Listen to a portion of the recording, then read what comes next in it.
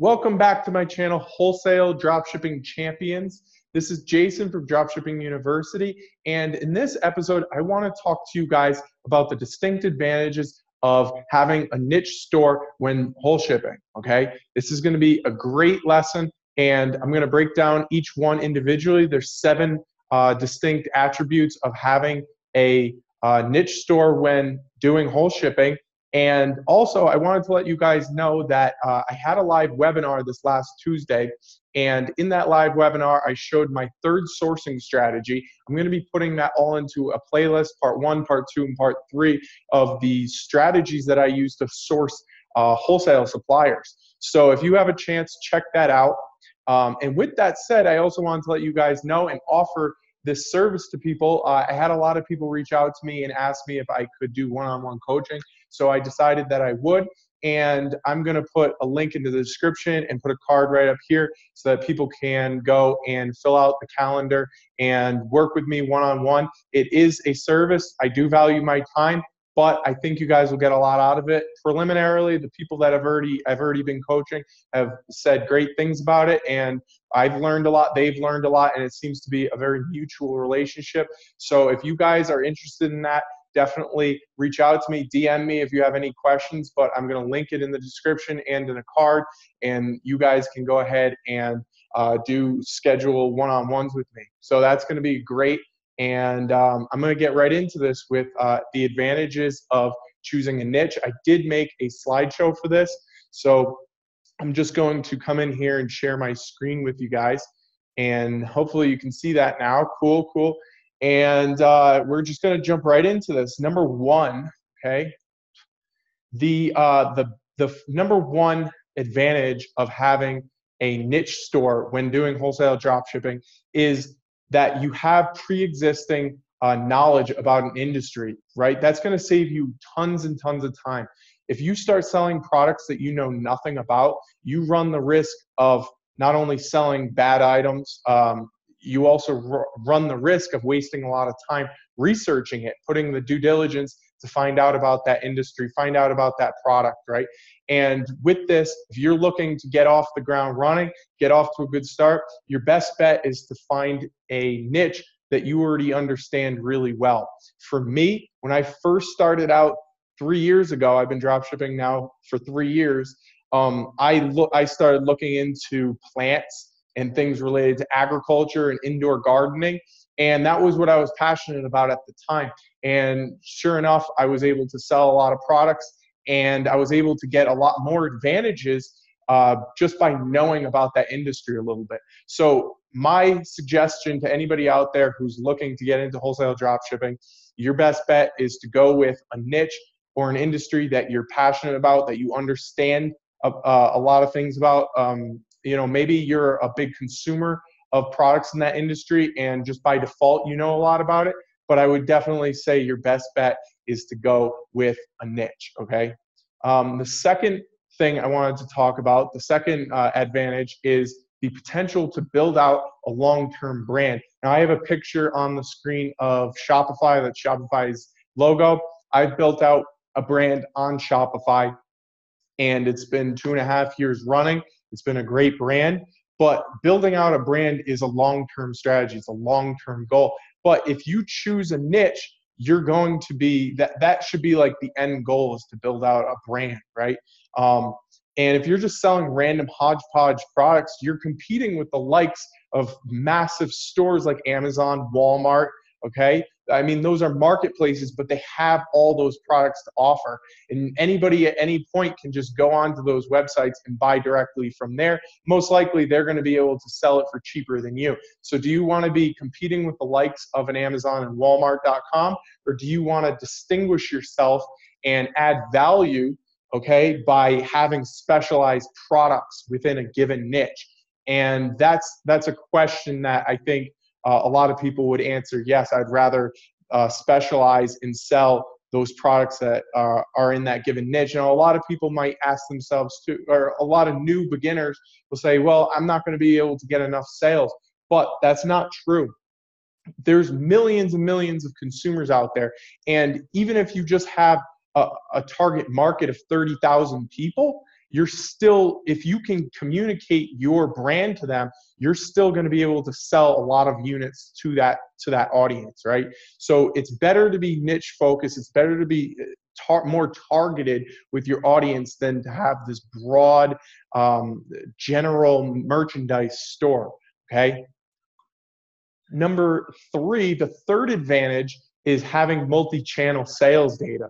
And what that means is if you are selling niche products, well, there's nothing stopping you from selling that niche product on Amazon as a seller, on eBay as a seller, on your own Shopify store as a seller. Even if you want to do Etsy, in certain circumstances you can. Bonanza has a very small market share, but that's another marketplace that you can sell on. What I'm getting at here is that you're going to be getting sales data. So if something sells really well on Amazon, chances are that it's going to sell really well on eBay if it's an optimized listing, and vice versa. If you sell something really well on Shopify, the chances are it's going to sell really well on eBay or Amazon. And that is not always true. It's not a universal truth. There's certain products, for example, you're going to have products like rare coins and collectibles that are vintage and antique items. They're going to sell really well on eBay, but not so well on Amazon, right? And there's more commodity goods and consumer-based products that are going to sell really well on Amazon, but not necessarily on eBay. So the marketplaces are a bit different, but overall, you're going to be able to sell on these different channels. And in doing so, you're able to get data. Okay, product A sells really well. Let's try to push our efforts to sell it really well on this channel too, right? So that's multi-channel sales data. That data will acquire more and more over time, and you can use that data to your advantage when rolling out new products, right? If you're going to develop a new product, you can change the existing product to feature things that the original one didn't have, or you get customer complaints and you change something around. Now, you're not going to probably be doing that unless you're going to be actually making products or private labeling. However, a lot of times with wholesale dropshipping, you're going to have version 1 and you're going to see the shortcomings of version 1 of product. And then when the manufacturer rolls out version 2, well, now it's an improved product and you can sell those aspects of that product better because you understand all the shortcomings of version 1, okay? So number 4, the number 4 most important advantage of choosing a niche is logical bundle pairing. I have a picture of, I think it was from Target.com. This is an Xbox One. This is an Xbox One S. I didn't even know that was a thing. So this is an Xbox, and we have Minecraft, all these different versions of Minecraft. Even if it was just one Minecraft, who cares? But my point is that they're bundling these products together. You go into any store, any big box retail store, and you're going to see bundles all over the place. The reason why they do that is because they work. Okay, the average order, right? The average order is going to increase. People are going to pay more to have those products paired together. And when you do it logically, it works really well. You can do this on Amazon. You can do this on eBay. You can do this on Shopify. It works great, and you're distinguishing yourself from the other sellers, and it's an added value technique. That's what we're looking for, is added value techniques. And this is a perfect one, logical bundle pairing. Okay, number 5 is cross-sells and a higher average order value.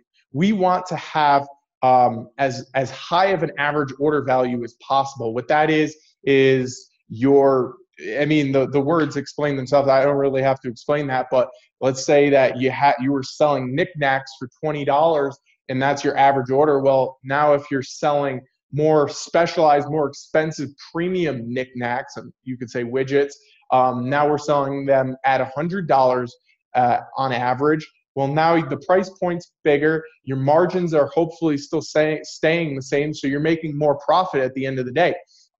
Cross sells, what that means is you're selling a product that, and in this picture you can see it's a phone with a Bluetooth or just headphones, whatever.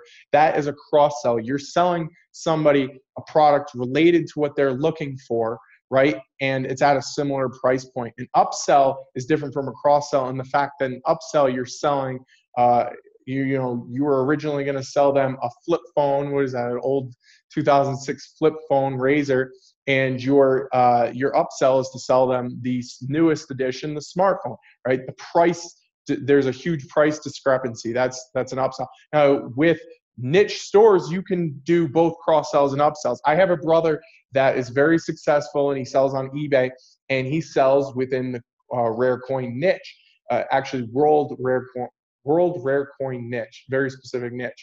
And he has over 40% of all his sales come from cross sells. Now his the repeated customer value is out of control. I didn't know that you would have such a high cross sell rate on eBay, but he essentially built out a brand on eBay, and then he went out and built his brand on Shopify and elsewhere. So you can do this on marketplaces and Shopify, and the way in which you go about doing it, whether starting on Shopify and then going to eBay, or starting on eBay and going to Shopify, you can do either or, whatever works best for you. Maybe you know one marketplace better than the other, okay?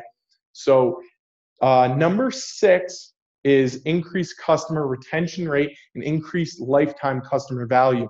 And I already spoke about that a little bit, but increased lifetime customer value, you want these people to keep coming back and back and back, because they're going to spend, if you have a long-term strategy here, they're going to keep coming back and spending more and more money. I have this one guy, I was looking at this the other day in my Shopify store. He's been a customer of mine for over 2 years, and he's purchased over $700 worth of merchandise.